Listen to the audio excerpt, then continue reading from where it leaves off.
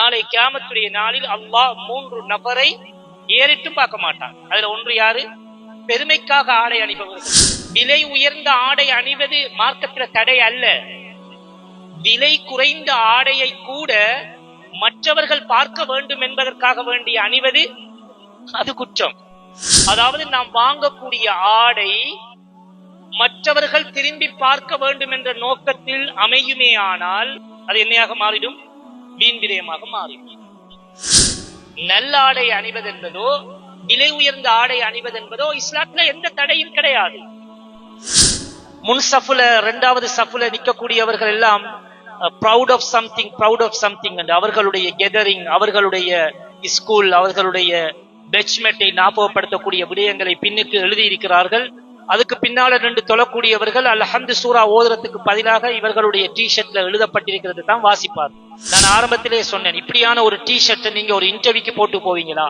இப்படியான ஒரு டி-ஷர்ட்டை நீங்க ஒரு மினிஸ்டரை சந்திக்கிறதுக்கு கொண்டு போவீங்களா? அப்ப அல்லாஹ்வுக்கு முன்னால இவைகள் களையப்பட வேண்டும்.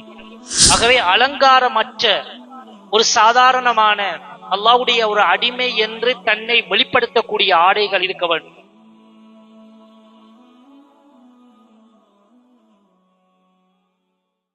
இன்றைய தலைப்பு இஸ்லாமிய கண்ணோட்டத்தில் ஆடை அணிகலன்கள் இஸ்லாம் என்ன சொல்லுகின்றது என்பது எனக்கு தரப்பட்டிருக்கின்றது. ஆகவே இந்த தலைப்பை பற்றி நாம் விரிவாக தெளிவாக விளங்கிக் கொள்ள வேண்டும் என்றால் 3 கேள்விகளுக்கு எங்களுக்கு விடையளிக்கக்கூடிய அமைப்பில் நாங்கள் எங்களை தயார்படுத்திக் கொண்டோமே ஆனால் இந்த தலைப்பை நாங்கள் விளங்கிக் கொள்வது மிகவும் இலகுவாக இருக்கும். முதலாவது, ஆடை என்றால் என்ன?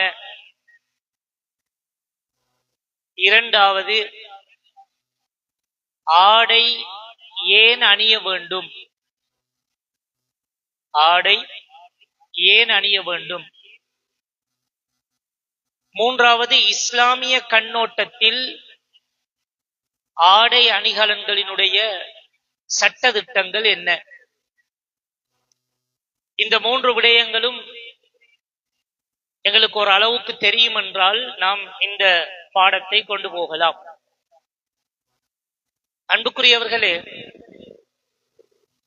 அல்லாஹு தஆலா இந்த உலகத்தில் எங்களுக்கு சில விடயங்களை கடமையாக்கி இருக்கின்றான், அதாவது ஃபர்லாக்கி இருக்கின்றான். சில விடயங்களை செய்ய வேண்டாம் என்று தடுத்திருக்கின்றான். இன்னும் சில விடயங்களை செய்வதற்கு அனுமதி தந்திருக்கின்றான், சலுகை வழங்கி இருக்கின்றான். இது 3 வெவ்வேறு தலைப்புகள். ஒன்று, அல்லாஹ் கடமை ஆக்கியது, அது கட்டாயம் செய்துதான் ஆகணும். அல்லாஹ் செய்ய வேண்டாம் என்று தடுத்தது, அதை முற்றிலும் செய்யக்கூடாது. 3வது, அல்லாஹ் அனுமதி தந்திருக்கின்றான், எங்களுக்கு சலுகை வழங்கி இருக்கின்றான். அதை நாங்கள் விரும்பினால் செய்யலாம், விருப்பமில்லாவிட்டால் நாங்கள் விடலாம். அதை செய்வதனாலேயோ அல்லது செய்யாமல் விடுவதனாலேயோ நாம் எந்த ஒரு தண்டனைக்குட்படுத்தப்பட போவதில்லை. இந்த வகையில் ஆடை என்பதும் ஒரு மனிதன் தன்னுடைய உடலை மறைப்பதற்கு அல்லாஹு தஆலா ஒரு மனிதனுக்கு வழங்கி இருக்கக்கூடிய சலுகை தான் ஆடை. ஒரு மனிதன் தன்னுடைய உடலை மறைப்பதற்கு அல்லாஹு தஆலா அவனுக்கு வழங்கிய ஒரு அருள் தான் ஆடை என்று சொல்லலாம். ஆடை என்பது நாம் நினைப்பதை போல என்னுடைய பணம், நான் விரும்பியதை உடுக்கலாம், அது என்னுடைய உடம்பில் என்னுடைய கட்டுப்பாட்டில் இருக்கின்றது என்று கருதினால் அது பிழை. ஒரு ஆடை அணியும் போது நாங்கள் ஒரு துஆ வந்து ஓதுவோம். அல்ஹம்துலில்லாஹில்லதி கஸௌதனி ஹாதா வரஸகனீஹி அதனுடைய கருத்து என்ன? புகழ் அனைத்தும் அல்லாஹ்வுக்கே. அவன் எத்தகையவன் என்றால், எனக்கு இந்த ஆடையை அணிவித்தான், எனக்கு இந்த ஆடையை அவன் அணிவித்தான். ஹதீஸ் குதுசியில வருகின்றது, அல்லாஹு தாலா கூறுகின்றான், யா இபாதி குல்லுக்கும் ஆரின், நீங்க எல்லோரும் நிர்வாணிகள், இல்லாமன் கசௌத்தனீஹி, யாருக்கெல்லாம் நான் ஆடை அணிவித்தேனோ அவர்களை தவிர, ஃபஸ்தக்ஸூனி, நீங்க எனக்கிட்ட தான் ஆடையை கேட்கணும், அக்ஸிக்கும், நான் உங்களுக்கு ஆடை அணிவிப்பேன்.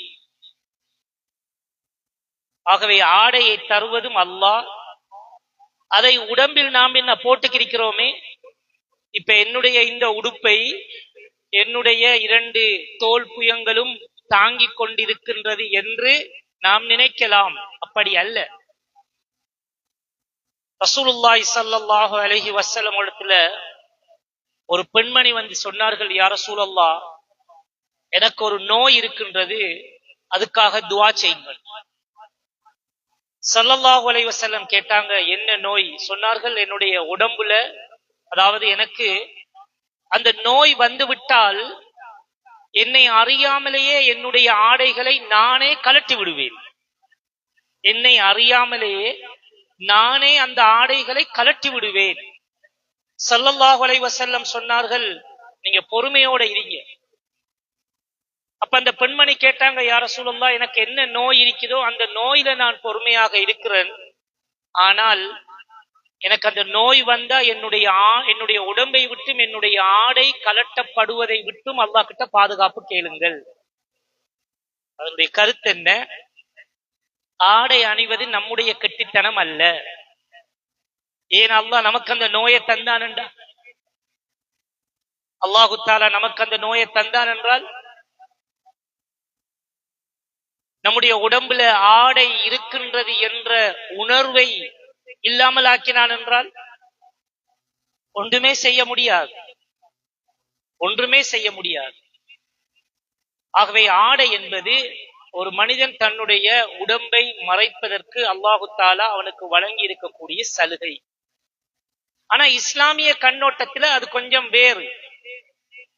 இஸ்லாமிய கண்ணோட்டத்துல ஆடை ஒரு மனிதனுக்கு அல்லாஹு தஆலா அணிவதற்கு சலுகை வழங்கினாலும் அவனுடைய உடல் பாகத்தில் ஒரு பகுதி இருக்கின்றது, அதனை மறைப்பது அவன் மீது அல்லாஹ் கடமையாக்கி இருக்கின்றான். ஒரு ஆணை எடுத்துக்கொண்டால் அவருடைய தொப்புளுக்கும் முடங்காலுக்கும் இடைப்பட்ட பகுதி அவருடைய ஔரத், அவர் அதை கட்டாயம் மறைத்துத்தான் ஆக வேண்டும். மற்ற பகுதிகளை அவர் மறைப்பது மறைக்காமல் இருப்பது அது அவருடைய விருப்பம். ஆனா இந்த பகுதியை, தொப்புளுக்கும் முடங்காலுக்கும் இடைப்பட்ட பகுதியை மறைப்பது அவர் மீது கடமை. ஒருவர் தொழுது கொண்டிருக்கிறார், திடீரென்று அவருடைய தொப்புளுக்கும் முடங்காலுக்கும் இடைப்பட்ட ஒரு பகுதியில் என்ன செய்து விட்டது,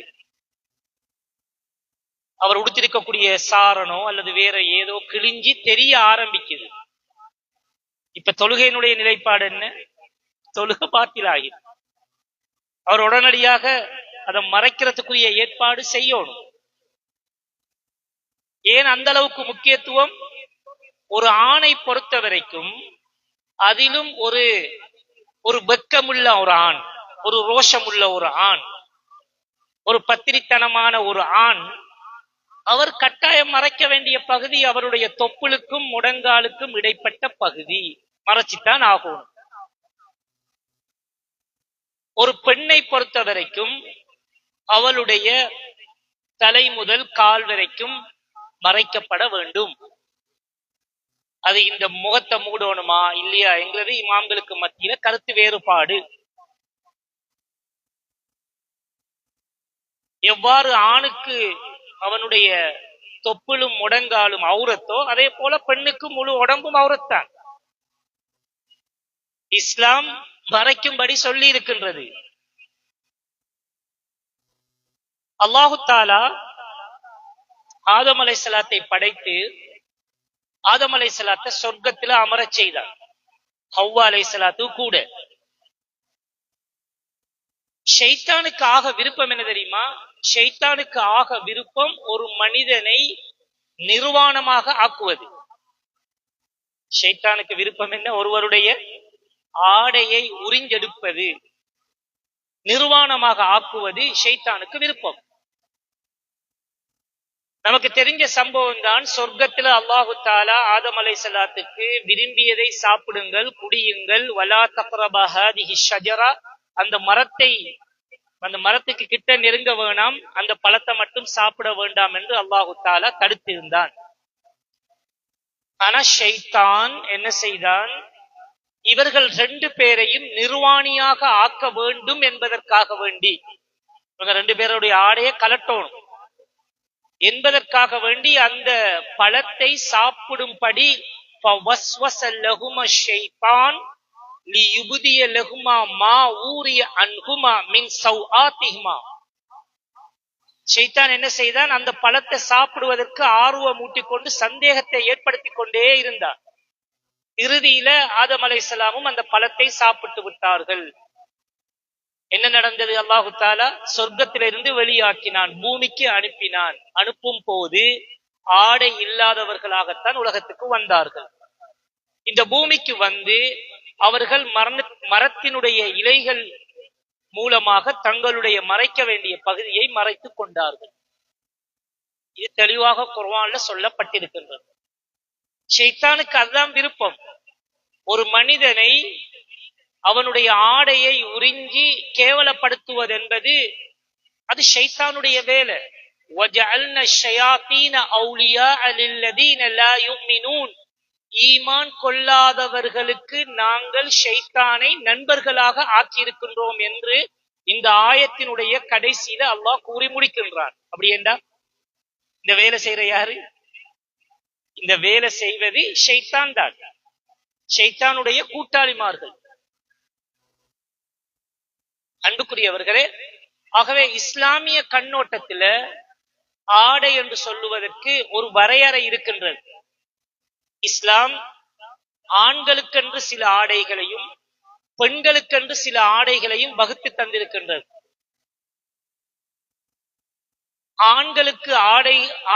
ஆண்களுக்கு உடம்பினுடைய சில பகுதியையும் பெண்களுக்கு உடம்பினுடைய முழு பகுதியையும் இஸ்லாம் ஆக்கி தந்திருக்கின்றது. இரண்டாவது நோக்கம், நான் ஏன் ஆடை அணிய வேண்டும்? ஆடை அணிவதனுடைய நோக்கம் என்ன? ஆடை அணிவதனுடைய நோக்கம், அல்லாஹு தஆலா அழகானவன், அவன் அழகை விரும்புகிறான். இன்னல்லாஹ ஜமீலுன் யுஹிப்புல் ஜமால். அல்லாஹு தஆலா அழகானவன், அவன் அழகை விரும்புகிறான். நான் அழகாக இருக்கணும், நான் மக்களுக்கு முன்னால அழகான ஆடைகளோடு நடமாட வேண்டும். ஒரு மனிதனுடைய ஆடையினுடைய அமைப்பை வைத்து அவன் நோக்கப்படுகிறான். ஒரு ஆளுடைய ஆடையை பார்த்தா அவர் எப்படிப்பட்டவர் என்கிறது நோக்கப்படுவார். இவர் இப்படிதான் நிற்பார். சிலருக்கு எப்போதும் நல்ல ஆடைகள் உடுக்க வேண்டும் என்ற ஒரு விருப்பம். சின்ன வித்தியாசம் இருக்கின்றது. நான் ஏன் ஆடை அணிய வேண்டும்? நான் மக்களுக்கு முன்னால அல்லாஹ் விரும்பக்கூடிய, அல்லாஹ் ஹலாலாக்கிய நல்ல ஆடைகளோடு நான் நடமாட வேண்டும். இதுக்காகத்தான் ஆடை அணிய வேண்டும்.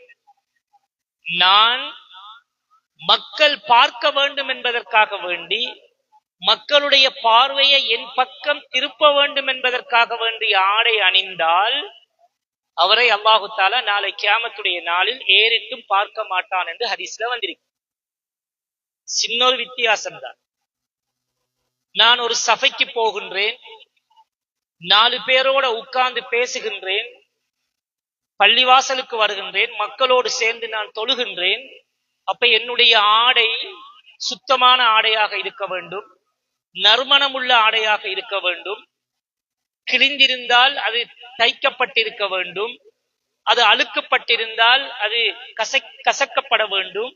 ஏன்? 4 பேருக்கு மத்தியில நான் புழங்க போகிறேன். என்னுடைய ஆடையை யாரும் பார்க்க வேண்டும் என்ற நோக்கம் இல்லை எனக்கு. நான் அதற்காக ஆடை அணியல்ல. அப்படி ஒருவர் ஒரு நோக்கத்தில் ஆடை அணிந்தால் அது குற்றம். இஸ்லாம் தடுத்திருக்கின்றது. ஸல்லல்லாஹு அலைஹி வஸல்லம் சொன்னார்கள், நாளை கியாமத்துடைய நாளில் அல்லாஹ் 3 நபரை ஏறிட்டு பார்க்க மாட்டான். அதுல ஒன்று யாரு? பெருமைக்காக ஆடை அணிபவர்கள். விலை உயர்ந்த ஆடை அணிவது மார்க்கத்தில தடை அல்ல.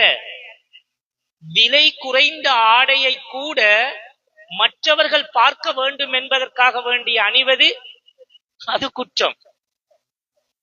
விலை உயர்ந்த ஆடைகள் அணிவது மார்க்கத்தில் தடை இல்லை. நீங்க எவ்வளவு உங்களுடைய சக்திக்கு ஏற்ப நீங்க விலை உயர்ந்த ஆடை அணியலாம். ஆனால் அது ஆணை பொறுத்த வரைக்கும் பட்டாக இருக்கக்கூடாது, தங்கம் பதித்ததாக இருக்கக்கூடாது.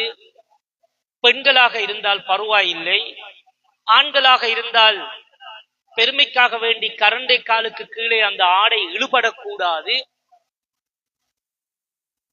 இவைகள் எல்லாம் தண்டனைக்குரிய ஆடைகள், தண்டனைக்குரிய ஆடைகள். அடுத்தது, ஆண்கள் அணியக்கூடிய ஆடையை பெண்கள் அணியக்கூடாது, பெண்கள் அணியக்கூடிய ஆடையை ஆண்கள் அணியக்கூடாது. அடுத்தது, அல்லாஹ்வை நிராகரிக்கக்கூடிய நிராகரிப்பாளர்கள், முஷ்ரிக்கீன்கள், யஹூதி நசாராணிகள், அவர்களுடைய ஆடைகளை நாங்கள் அணியக்கூடாது. இஸ்லாம் எங்களுக்கு சில ஆடைகளை அனுமதித்திருக்கின்றது. இப்படித்தான் நீங்க ஆடை அணிய வேண்டும். ஆண்களாக இருந்தால் இப்படி இருக்கணும், பெண்களாக இருந்தால் இப்படி இருக்க வேண்டும். ஒரு பெண்ணை பொறுத்த வரைக்கும் அவள் இறுக்கமான ஆடை அணியக்கூடாது. ஸல்லல்லாஹு அலைஹி வஸல்லம் சொன்னார்கள், நாளை கியாமத்துடைய நாளில் சில பெண்கள் நரகத்திலே தூக்கி வீசப்படுவார்கள்.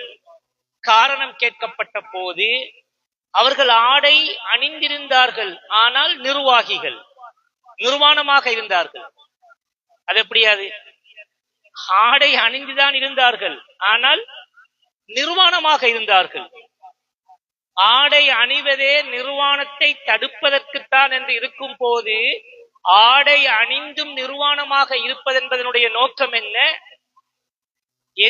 நான் ஆடை அணிந்தும் கூட மற்றவர்கள் என்னுடைய உடல் அமைப்பை, உடல் அங்கங்களை, உடலில் மறைக்க வேண்டிய பகுதிகளை மக்கள் பார்க்க வேண்டும் என்பதற்காக வேண்டி, அது ஆணாக இருக்கட்டும் பெண்ணாக இருக்கட்டும், ஆடை அணிவார்களே. ஆனால் குற்றவாளிகள், அது குற்றவாளிகள்.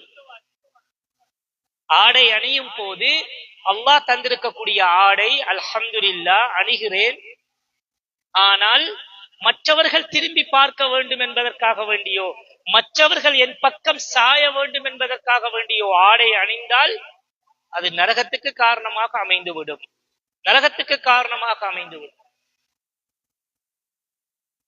உலகத்தில் புதிதாக வரக்கூடியவர்கள் வியாபார விளம்பரத்துக்காக வேண்டி ஒரு ஆடையை அவர்கள் அறிமுகப்படுத்துவார்கள்.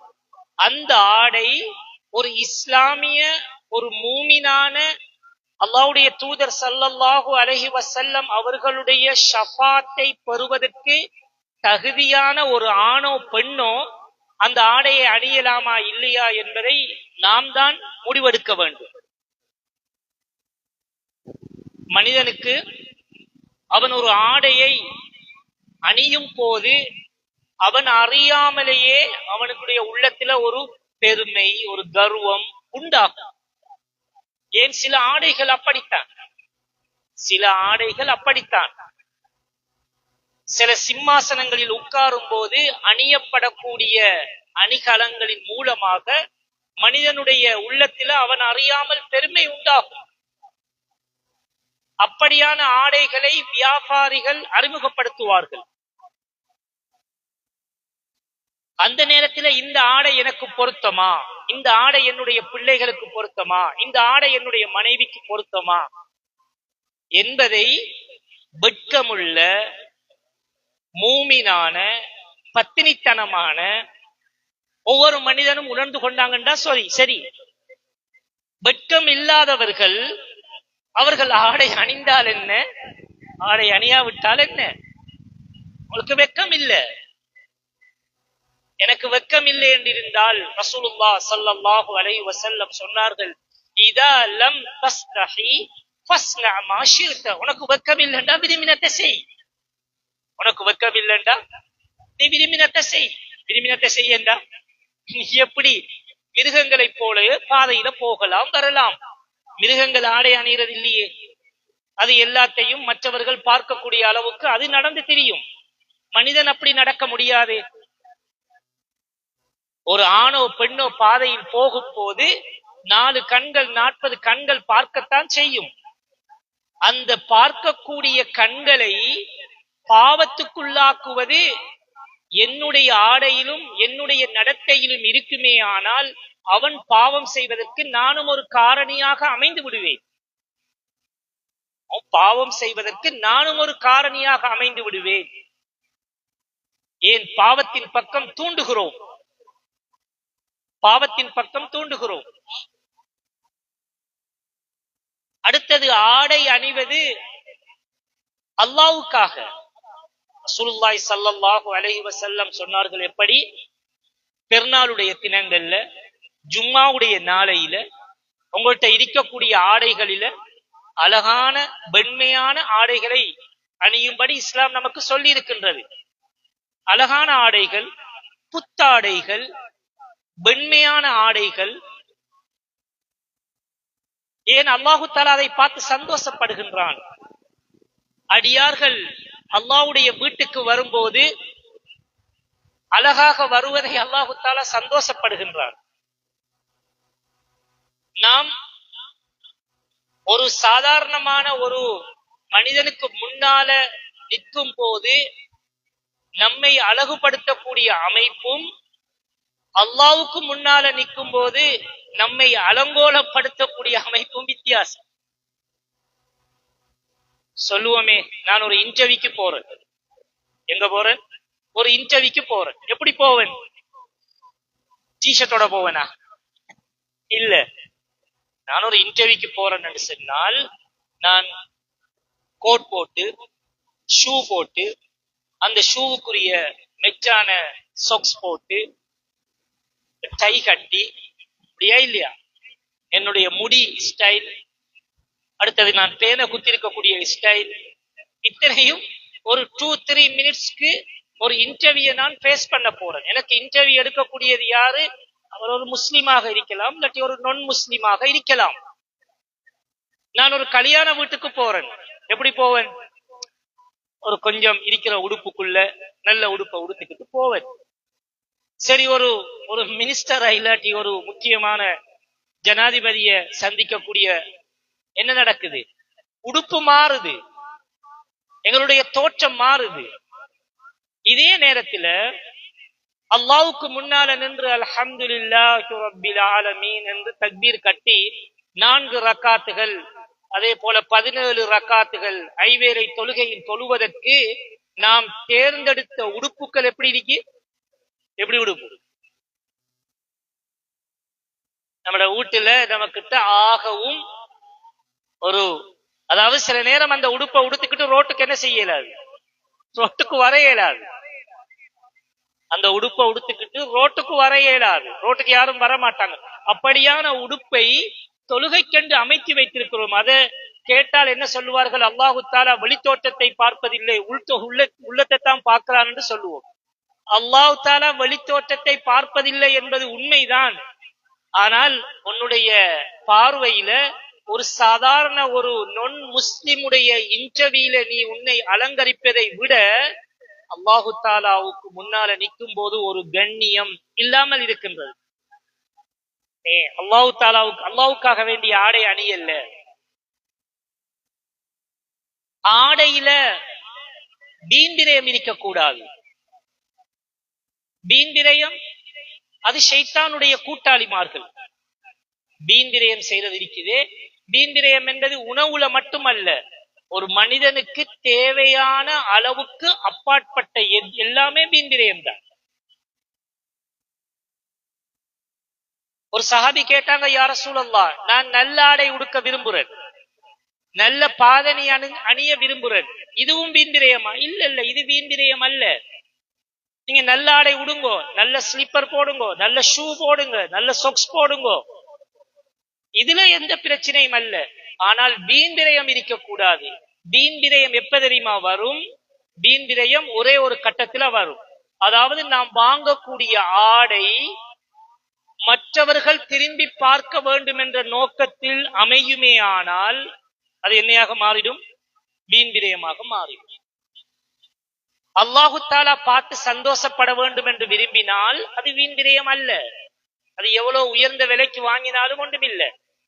மற்றவர்கள் பார்க்க வேண்டும் என்று வாங்கினால் அது வீண் விரயமாகிவிடும். அது வீண் விரயமாகிவிடும். வீண் விரயம் அது ஷைத்தானுடைய கூட்டாளிமார்கள். அதன் மூலமாக அவனுக்கு கர்வம் உண்டாகிவிடும். அல்லாஹு தாலா சொல்லுகிறான், பெருமை என்பது அது என்னுடைய ஆடை, நீங்க அதுல என்னோட போட்டி போடாதீர்கள். பெருமை என்பது அது எனக்கு சொந்தமானது, நீங்க அதுல என்ன செய்யாதவங்க, நீங்க அதுல என்னோட போட்டி போடவானாம். ஆகவே அன்புக்குரியவர்களே, ஆடை அணிவதனுடைய நோக்கம் அல்லாஹ் பொருந்திக் கொள்ளணும், அவ்வளவுதான். அழகான ஆடை. அடுத்தது, ஆண்களுடைய ஆடையை பெண்கள் அணியக்கூடாது, பெண்களுடைய ஆடையை ஆண்கள் அணியக்கூடாது. உலகத்தில அல்லாஹு தாலா ஆணை வித்தியாசமாகவும் பெண்ணை வித்தியாசமாகவும் நாம் படைத்திருக்கிறார். ஒரு நாளும் ஒரு ஆண் பெண்ணாக முடியாது, ஒரு பெண் என்ன செய்ய முடியாது, ஆணாக முடியாது. ஏன்? அது அல்லாஹு தாலா படைத்தது அப்படி.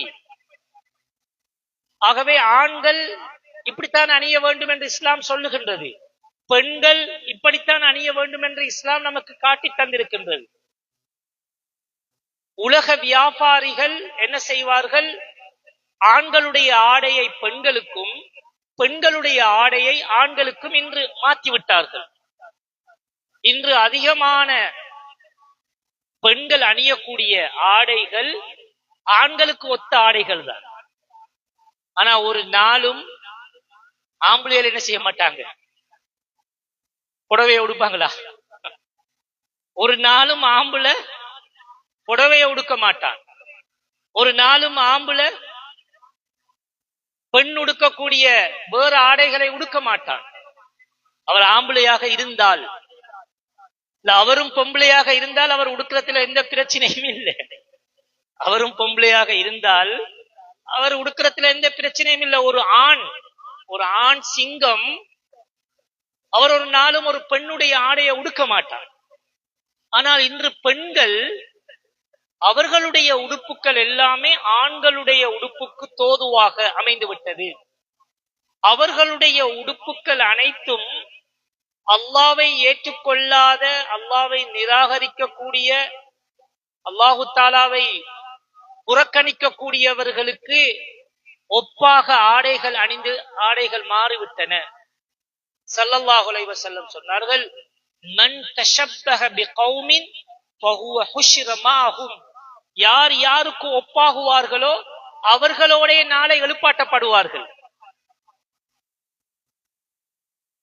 அவங்கள பார்க்கக்குள்ள இந்த ஆடையில நீங்க அவரை போல இருக்கிறீங்க, நான் இந்த ஆடை வாங்கினதே அவருக்கு ஒப்பாகத்தான் என்றால் நாளைக்கு அவரோட தான் நீங்க எழுப்பாட்டப்படுவீர்கள். வேற நீங்க நபிமார்களோட, சுஹதாக்களோட, சாலிஹீன்களோட எழுப்பாட்டப்பட மாட்டீர்கள். யாருக்கு ஒப்பாக ஆடை அணிந்தீர்களோ அவர்களோடு எழுப்பாட்டப்படுவீர்கள். அப்ப இன்றைக்கு எங்களுடைய ஆடை யாருக்கு ஒப்பாக இருக்கின்றது? யாருக்கு ஒப்பாக இருக்கின்றது? அவர்களோடு எழுப்பாட்டப்படுவார்கள். ஆகவே ஆண்களுடைய ஆடை பெண்களுக்கோ, பெண்களுடைய ஆடை ஆண்களுக்கோ இஸ்லாம் அனுமதிக்காது. எங்கேயாலும் கண்டிருக்கிறோமா ஆண்கள் ஹபாயா போட்டத? எங்கேயாலும் கண்டிருக்கிறோமா ஆண்கள் ஃபேஸ் கவர் போட்டத? எங்கேயாலும் கண்டிருக்கிறோமா ஆண்கள் சல்வார் உடுத்தத? இல்ல, உலகத்தில் அப்படி இருக்க முடியாது. ஆனால் பெண்கள் ஆண்களுடைய முழு ஆடைகளையும் அணியக்கூடிய ஒரு பயங்கரமான சூழல் உருவாகிவிட்டது. அதுலதான் லேட்டஸ்ட் மாடல் இருக்கின்றது என்று பேசுகிறார்கள். பிள்ளைகளுக்கும் அப்படியான சின்ன வயசுல இருந்து ஒரு சின்ன பொம்பளை பிள்ளைக்கு அதனுடைய அந்த அந்த பெண்மை என்று சொல்லக்கூடிய அந்த தன்மையை மாற்றி அமைக்கக்கூடிய முதலாவது சாதனம் எது? ஆடைதான். சின்ன பொம்பளை பிள்ளையும் அந்த பிள்ளையினுடைய இந்த ஹேர் ஸ்டைல், அதாவது தலைமுடி ஸ்டைல என்ன செய்யறாங்க, அது ஆம்பளையில போல வெட்டுறாங்க. அந்த பிள்ளையினுடைய உடுப்பு ஆம்பளையில் அணியக்கூடிய உடுப்பு, அந்த பிள்ளை போடக்கூடிய கீழ் ட்ரௌசரோ அல்லது வேற ஏதாவது சின்ன கலிசனோ அதுவும் ஆண்கள் அணியக்கூடியது. இப்ப இந்த பிள்ளை தன்னைத்தான் மறக்கின்றது. நான் ஒரு கேர்ள் என்பதை, நான் ஒரு பெண் பிள்ளை என்பதை மாற்றி அமைக்கிறார்கள். இப்ப காலப்போக்கில் அந்த பிள்ளை வளர வளர வளர இப்ப என்ன செய்ய இயலாது, அந்த ஆம்பளை பிள்ளைய பொம்பளையாக மாத்துறது கஷ்டம். அந்த ஆம்பளை பிள்ளைய ஏன் நீங்க அந்த பொம்பளை பிள்ளைய ஆம்பளையாக மாத்திட்டீங்க, இப்ப அதே ஆம்பளை பிள்ளைய பொம்பளையாக மாத்துறது என்பது கஷ்டம். இப்ப அந்த பிள்ளை அந்த செயற்பாடுகள்ல அந்த அந்த லைஃப்ல தான் அந்த பிள்ளை வாழும். அந்த லைஃப்ல அந்த பிள்ளையினுடைய நடவடிக்கை அப்படித்தான் இருக்கும். பெண்களுக்கென்று சில ஆடைகள் இருக்கின்றன, அது ஆண்களுடைய ஆடை அனுமதி கிடையாது. ஒரு ஆண் நான் ஒரு ஆண் என்று அவன் மார்தட்டி பேசுவானே, ஆனால் அவனுடைய செயற்பாடு எப்படி இருக்கப்படாது? அவனுடைய செயற்பாடு எப்படி இருக்கப்படாது? ஒரு நாளும் சிங்கம் மானோடு கூட்டாளி வச்சிருக்க மாட்டாது. ஏன்? சிங்கம் மானோடு கூட்டாளி வச்சிருக்க மாட்டாது, ஆடுகளோடு கூட்டாளி வச்சிருக்க மாட்டாது. ஏனென்றால் சிங்கம் தான் சிங்கம் என்ற அந்த இயல்பை அது இழந்துவிடும். இதே போல ஒரு ஆண் அவனுக்கென்று அல்லாஹ் இஸ்லாம் வகுத்த ஆடைகளை உடுப்பதில் தான் அவனுடைய கம்பீரமே இருக்கின்றது. இதே போல ஒரு பெண், நான் ஒரு பெண், என்னிடத்துல அச்சம், நாணம், மடம், பயிர்ப்பு, நான் ஒரு பெண்ணாக படைக்கப்பட்டிருக்கிறேன், கேவலம் அல்ல. நான் ஒரு பெண், ஒரு பத்தினித்தனமான பெண், ஒரு கௌரவமான குடும்பத்தில, எங்களுடைய உம்மா வாப்பாவுக்கு ஒரு கௌரவமான குடும்பத்தில பிறந்த ஒரு முஸ்லிமான மூமினான ஒரு பெண் என்றால் அவளுக்கென்று இஸ்லாம் சில ஆடைகளை வைத்திருக்கின்றது. அந்த ஆடை ஸ்டைல மாத்த இயலாது. அந்த ஆடை ஸ்டைல மாத்தினா அவ தான் தன்னை முன்னால வர்ணிக்கப்பட்ட எல்லா பண்புகளிலும் இருந்து நீக்கிக் கொள்கிறார். முதலாவது என்ன? நான் ஒரு பெண் அல்ல. இரண்டாவது, நான் ஒரு கௌரவமான குடும்பத்தில பிறந்தவள் அல்ல. மூன்றாவது, நான் ஒரு முஸ்லிம் அல்ல. நான்காவது, நான் அல்லாஹ் ரசூலை ஏற்றுக்கொண்டவன் அல்ல. என்னுடைய ஸ்டைல், இது என்னுடைய ஸ்டைல், இது என்னுடைய லைஃப், இது என்னுடைய பர்சனல் மேட்டர், இது என்னுடைய பிரைவசி என்று சொன்னால் அவுட் ஆஃப் இஸ்லாம், இஸ்லாத்துக்கு வெளியில போய் பேச வேண்டிய விஷயம். இஸ்லாத்துக்குள்ள இருந்து பேச இயலாது. இஸ்லாம் ஒரு வரையறை போட்டிருக்கின்றது. பெண்களுக்கு இஸ்லாம் இறுக்கமான ஆடைகள் அணிவதை தடுத்திருக்கின்றது. பெண்களுடைய ஆடைகள் எப்போதும் எப்படி இருக்கணும்? உடம்பை விட தளதளப்பாக இருக்க வேண்டும், அதாவது உடம்பை விட பெரிசாக இருக்க வேண்டும். ஒரு பெண் நடந்து சென்றால் அவளுடைய உடல் அங்கங்கள் அசைவதை அவளுடைய ஆடை மறைக்க வேண்டும். அதுதான் பெண் ஆடை அணிவதனுடைய பிரதானமான நோக்கம். ஒரு பொம்பளை, ஒரு பெண் ஆடை அணிவதனுடைய பிரதானமான நோக்கம் என்ன? அவள் பாதையில நடந்து சென்றால் அவளுடைய உடல் அசைவதை அந்த ஆடை என்ன செய்யணும்? மறைக்கணும். அப்போ உடல் அசைவதை ஆடை மறைக்க வேண்டும் என்றால் அந்த ஆடை எப்படி இருக்கணும்? அது பெரிசாக இருக்கும். ஃபிட்டாக இருந்தா அது அணிவதும் அணியாமல் இருப்பதும் சமமானது. அணிவதும் அணியாமல் இருப்பதும் சமமானது. நாம் இப்ப பேசுறோம் எப்படி, ஒரு பெண்ணுடைய வெளிரங்கமான ஆடை கூட மற்றவர்களுக்கு கவர்ச்சியாக இருக்கக்கூடாது என்று பேசும்போது, ஒரு பெண் தன்னுடைய உள்ளே அணியக்கூடிய ஆடைகள் மற்றவர்கள் பார்க்க வேண்டும் என்று அணிவாளே ஆனால் அவளை ஒரு விபச்சாரி என்று கூறுவதில் எந்த குற்றமும் கிடையாது. ரசூலுல்லாஹி ஸல்லல்லாஹு அலைஹி வஸல்லம் அவர்கள் சொன்னார்கள், ஒரு பெண் தன்னுடைய வீட்டை விட்டு வெளியாகும் போது என்ன பூச வேண்டாம்? நறுமணம் பூச வேண்டாம். வீட்டை விட்டு வெளியாகிற நேரத்துலதான் நறுமணம் பூச வேண்டாம் என்று சொன்னார்கள். ஏன்? வீட்டை விட்டு வெளியாகும் போது நறுமணம் பூசுபவர்கள் அவர்கள் வேறு அமைப்புல உள்ளவர்கள், அவர்கள் வேற நோக்கத்துல பூசுகிறார்கள். இஸ்லாம் தடுத்திருக்கின்றது. சாதாரணமாக வீட்டை விட்டு வெளியேறும் போதே நறுமணம் பூச வேண்டாம் என்று தடுத்த இஸ்லாம், ஒரு பெண் தான் வெளியே போகும் போது தன்னுடைய மறைக்க வேண்டிய பகுதிகளில் அணிந்திருக்கக்கூடிய ஆடைகளை மற்றவர்கள் பார்க்க வேண்டும் என்பதற்காக இறுக்கமான ஆடைகளையும் வெண்மையான ஆடைகளையும் மற்றவர்களுக்கு கவர்ச்சியாக அணிவாளே ஆனால் இவளுடைய நிலைமை என்ன? அவளுடைய நிலைப்பாடு என்ன? அணிய முடியாது. நல்ல ஆடை அணிவதென்பதோ விலை உயர்ந்த ஆடை அணிவதென்பதோ இஸ்லாத்துல எந்த தடையும் கிடையாது. ஆனா என்ன இருக்கப்படாது? நீங்க அணியக்கூடிய ஆடை அல்லாஹ்வுக்காக இருக்கணும், வீண்விரயம் இருக்கக்கூடாது. மக்களுக்கு மத்தியில நீங்கள் நடமாடி திரிய போகிறீர்கள், மக்கள் என்ன செய்யணும்? உங்களை பார்ப்பார்கள், உங்களுடைய ஆடையை வைத்து உங்களை நோட்டமிடுவார்கள், மதிப்பீடு செய்வார்கள். ஆடையை வைத்து மதிப்பீடு செய்வார்கள். மனிதர்களுக்கு முன்னால நிற்கும் போது ஆடையினுடைய அமைப்பு வேற, அல்லாஹ்வுக்கு முன்னால நிற்கும் போது ஆடையினுடைய அமைப்பு வேற, பள்ளிவாசலுக்குள்ள இருக்கும் போது ஆடையினுடைய அமைப்பு வேற.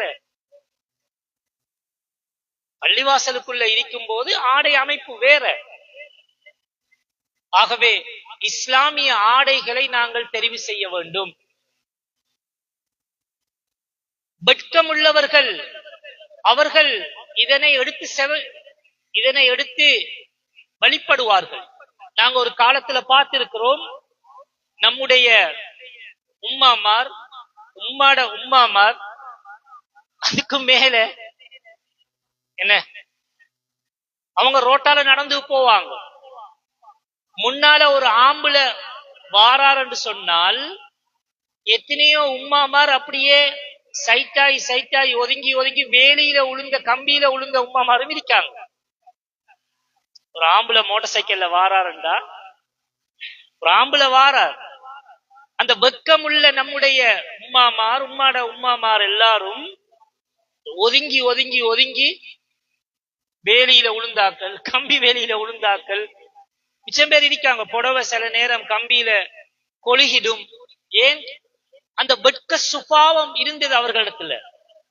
ஆனா இன்று அது தலைகீழாக மாறி நம்ம ரோட்டால வரும்போது, நம்முடைய சிஸ்டர்ஸ்மார் ரோட்டால போனா கொஞ்சம் கோன் அடிச்சாலும் பிரச்சனை என்பதற்காக வேண்டி நாம தான் என்ன செய்ய வேண்டி இருக்குது? கொஞ்சம் சைட்டால இல்லாட்டி வேற ரூட்டால போக வேண்டி இருக்குது. வேற ரூட்டால இவங்களை கிராஸ் பண்ணிக்கு போக இயலாது. இவங்களை கிராஸ் பண்ணிக்கிட்டு போக இயலாது. சிக்கல் கூட மாறிவிட்டது. எல்லாரும் இல்ல, வெட்கமுள்ள பெண்கள், பத்தினித்தனமான பெண்கள், அல்லாஹ்வை பயப்படக்கூடிய பெண்கள் இருக்கத்தான் செய்கிறார்கள். பக்குவமாக போவார்கள், பக்குவமாக காரியங்களை முடித்துவிட்டு வருவார்கள். தங்களுடைய செயற்பாடுகளை இரவு நேரத்துகள்ல நிறைவேற்றுவார்கள். பகல் நேரத்தை விட இரவு நேரங்கள்ல நிறைவேற்றுவார்கள். அன்புக்குரியவர்களே, அல்லாஹ் சுப்ஹானஹு வ தஆலா அவருடைய தூதர் ஸல்லல்லாஹு அலைஹி வஸல்லம் அவர்களின் மூலமாக 1400 வருடங்களுக்கு முன்னால எந்த ஒன்றை தடுத்திருந்தானோ அந்த ஒன்றை காலத்துக்கு ஏற்ப நாங்க ஆகுமாக்க முடியாது. அப்படி என்றால் இஸ்லாம் அது ஒரு நெளிவான இஸ்லாமாக பெய்திரும், வழங்கி கொடுக்கக்கூடிய இஸ்லாமாக பெய்திரும். அப்படி அல்ல. ஸல்லல்லாஹு அலைஹி வஸல்லம் உடைய காலத்துல தடுக்கப்பட்ட ஒரு விடயம், அது எப்போதுமே தடுக்கப்பட்டதுதான். காலம் மாறுவதன் மூலமாக அல்லாஹ் மாற மாட்டான். காலம் மாறினாலும் அல்லாஹ்வுடைய தூதரோ குர்ஆனோ சட்டதிட்டங்களோ மாற மாட்டாது. அது அந்த காலத்துக்கு பொருத்தம், இந்த காலத்துக்கு சரிப்பட்டு வராது என்று கருதுவது அது இஸ்லாத்தினுடைய பலகீனத்தை எடுத்து காட்டிவிடும். அல்லாஹு தாலா ஒரு விடயத்தை தடுக்கின்றான் என்றால் அதற்கு 1000 காரணிகள் இருக்கும். அல்லாஹ் ஒரு விஷயத்தை தடுக்கான்டா அதுக்கு 1000 காரணிகள் இருக்கும். உலகம் அதை இதுவரைக்கும் கண்டுபிடிக்காமல் இருப்பதனால காரணிகள் இல்லை என்று கருத்தல்ல. உலகம் கண்டுபிடிக்கல்ல.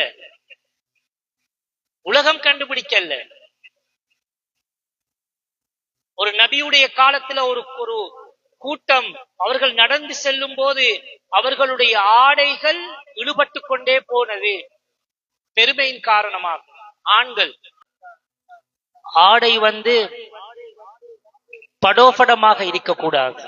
படோபடம் என்று சொன்னால் மற்றவர்களை விட்டும் என்னை பிரித்து காட்டக்கூடிய ஒரு ஆடை அணிவதை ரசூலுல்லாஹி ஸல்லல்லாஹு அலைஹி வஸல்லம் அவர்கள் தடுத்துள்ளார்கள்.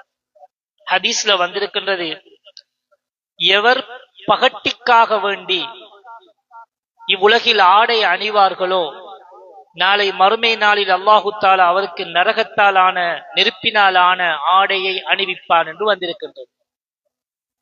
மற்றவர்களை பிரித்து காட்டுவதற்காக வேண்டி. அது சில அமைப்புல உள்ளவர்கள் இருக்கிறார்கள், அது சிலரோடு சேர மாட்டார்கள், எப்பயும் தனிமையாகத்தான் இருப்பார்கள்.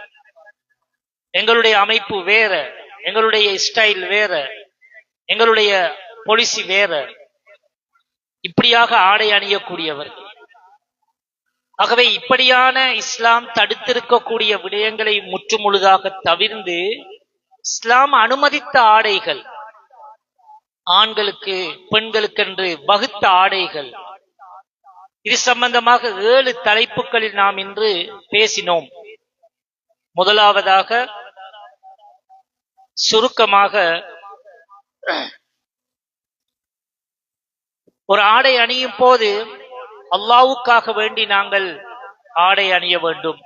அல்லாஹ் தான் எனக்கு ஆடை தந்தான், அவனுக்கு நன்றி செலுத்தக்கூடியவர்களாக நாம் இருக்க வேண்டும்.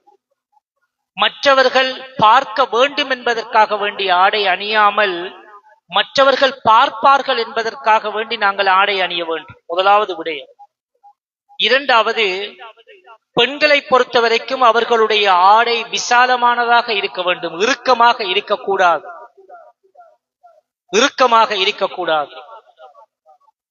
மூன்றாவதாக, ஒவ்வொருவருடைய ஆடையும் ஒரு மற்றவர்களை கவர்ச்சிக்குள்ளாக்கக்கூடிய அமைப்புல அலங்காரம் உள்ளதாக இருக்கக்கூடாது. உருவப்படங்கள் நிறைந்ததாகவோ அல்லது ஏதாவது எழுத்துக்கள் அமைந்ததாகவோ. இன்றைக்கு இது ஒரு புது கூட்டம் ஒன்று வந்திருக்கிறது. முன் சஃப்ல 2வது சஃப்ல நிற்கக்கூடியவர்கள் எல்லாம் ப்ரௌட் ஆஃப் சம்திங் என்று அவர்களுடைய கெதரிங், அவர்களுடைய ஸ்கூல், அவர்களுடைய பெச்மெட்டை ஞாபகப்படுத்தக்கூடிய விடயங்களை பின்னுக்கு எழுதியிருக்கிறார்கள். அதுக்கு பின்னால 2 தொழக்கூடியவர்கள் அல்ஹம்து சூரா ஓதுறதுக்கு பதிலாக இவர்களுடைய டி-ஷர்ட்ல எழுதப்பட்டிருக்கிறது தான் வாசிப்பார். நான் ஆரம்பத்திலே சொன்னேன், இப்படியான ஒரு டி-ஷர்ட்டை நீங்க ஒரு இன்டர்வியூக்கு போட்டு போவீங்களா? இப்படியான ஒரு டி-ஷர்ட்டை நீங்க ஒரு மினிஸ்டரை சந்திக்கிறதுக்கு கொண்டு போவீங்களா? போக மாட்டோம். அப்ப அல்லாஹ்வுக்கு முன்னால இவைகள் களையப்பட வேண்டும். ஆகவே அலங்காரமற்ற ஒரு சாதாரணமான அல்லாஹ்வுடைய ஒரு அடிமை என்று தன்னை வெளிப்படுத்தக்கூடிய ஆடைகள் இருக்க வேண்டும். மூன்றாவதாக, தன்னுடைய உடல் அங்கங்கள் வெளியிலே திரையக்கூடிய அளவுக்கு நிர்வாணிகளாக எங்களுடைய ஆடைகள் இருக்கக்கூடாது. நாம் சில சகோதரர்கள் தொழக்குள்ள பார்க்கிறோம். சில சகோதரர்கள் தொழுவாங்க. தொழும்போது அவர்கள் அணிந்திருக்கக்கூடிய டி-ஷர்ட் அல்லது ஷர்ட் அவர்களுடைய ட்ரௌசரோடையே அளவாக இருக்கும். அப்ப அவர் என்ன செய்வார்? சுஜூதுக்கு போகும்போது அவருடைய பின்பகுதி தெரிய ஆரம்பித்து விடும்.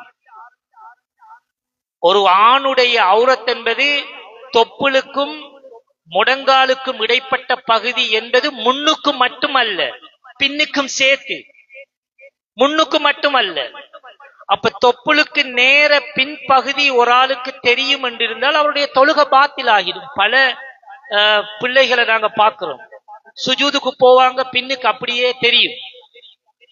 அவர்களுடைய பித்தட்டே தெரியும் என்று சொன்னாலும் அது குற்றமும் இல்லை. அந்த அளவுக்குத்தான் அவர்களுடைய சுஜூது ருக்குகள் இருக்கும். அதை நாங்க முழுமையாக தவிந்து கொள்ள வேண்டும். நான்காவது விடயம், பெண்களை பொறுத்த வரைக்கும் அவர்களுடைய ஆடை மற்றவர்களை பாவத்துக்குள்ளாக்கி விடக்கூடாது. வாசனை திரவியங்களை பூசுவது பெண்களுக்கு தடை. தன்னுடைய வீட்டை விட்டு வெளியாகும் போது மற்றவர்களை ஃபித்னாக்களில் குழப்பங்களில் ஆக்கக்கூடிய அளவுக்கு ஆடைகள் இருக்கக்கூடாது. ஐந்தாவது விடயம், ஆண்களை போன்று பெண்களும் பெண்களை போன்று ஆடைகள் ஆண்களுடைய ஆடைகளும் இருக்கக்கூடாது. அதே போல அல்லாஹ்வை நிராகரிக்கக்கூடிய புது புது அறிமுகமாகக்கூடிய ஆடைகள் இஸ்லாத்துக்கு முரணானதாக இருக்குமே, ஆனால் அவைகளையும் நாம் தவிர்த்து கொள்ள வேண்டும். ஏழாவதாக பகட்டுத்தனமான ஆடை, வீண்விரயமான ஆடை, அதே போல பட்டாடைகள் ஆண்களுக்கு, அதே போல மேல்மிச்சமான செலவு, இப்படியான மற்றவர்களை தன்னை விட்டும் அப்புறப்படுத்தி காட்டக்கூடிய அளவுக்கு ஆடையும் இருக்கக்கூடாது. ஷைத்தான் அவனுக்கு ஆக விருப்பம் நம்முடைய ஆடையை கலட்டி நம்மை அவமானப்படுத்துவதுதான். யார் இந்த உலகத்தில் அல்லாஹ்வுக்கு விருப்பமான அவனுடைய தூதருடைய வழிகாட்டலுக்கு தோதுவான ஆடைகளை தெரிவு செய்கிறார்களோ, நாளை கியாமத்துடைய நாளிலும் அவர்களுக்கு நல்ல ஆடை அணிவிக்கப்படும். உலகத்தில் யார் யாருக்கு ஒப்பாகிறார்களோ அவர்களோடு நாளை எழுப்பாட்டப்படுவார்கள். அல்லாஹு தஆலா நம் அனைவரையும் மன்னிப்பானாக. وآخر دعوانا أن الحمد لله رب العالمين. السلام عليكم ورحمة الله وبركاته.